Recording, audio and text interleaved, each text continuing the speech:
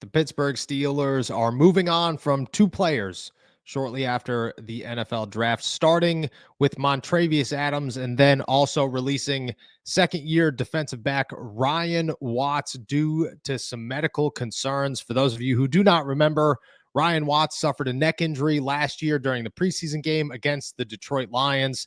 He was placed on IR pretty much immediately afterwards. This offseason went through neck surgery, didn't know what was going to happen. Omar Khan made it known at the NFL Combine that the outlook on him was not great, and that the Pittsburgh Steelers were preparing to possibly not have a future with Ryan Watts. Well, they are now moving on. Omar Khan released a message saying that the Steelers will help him transition into post-football, post-NFL life, but that for right now, the Pittsburgh Steelers medical experts and Ryan's representatives believe that it's the best case scenario for him to focus on the future and not risk continuing to play football. Stinks.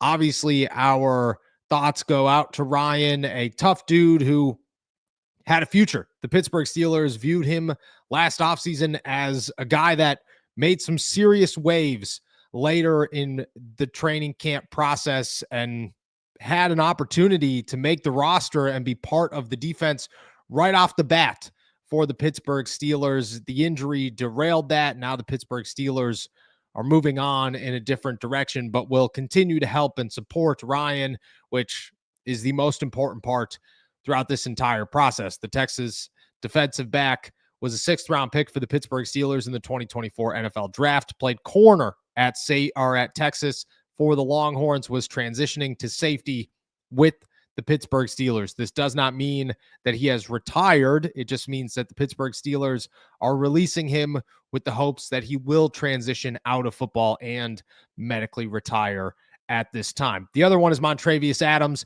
a big name, a guy who started 21 games for the Pittsburgh Steelers over the last 4 years, came in real late during the 2021 season, a former third-round pick in the 2017 NFL Draft, a dude who, I imagined him as the backup nose tackle this season behind Keanu Benton.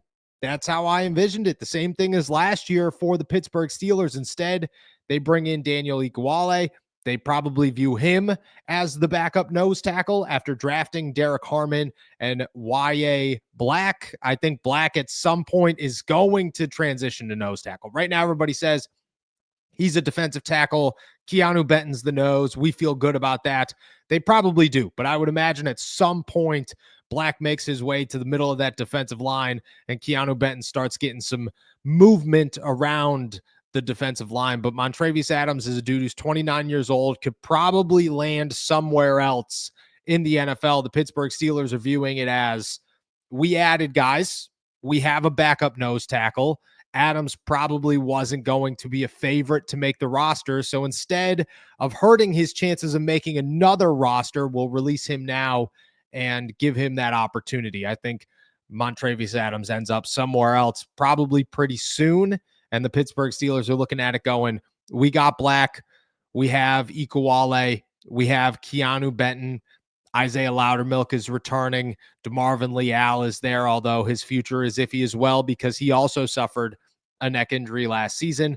I have not heard anything about him not playing in 2025, but they have depth. They have a lot of it. They feel pretty good about it. And where we stand right now, the Pittsburgh Steelers are ready to move on and go young, which is what the plan was all offseason.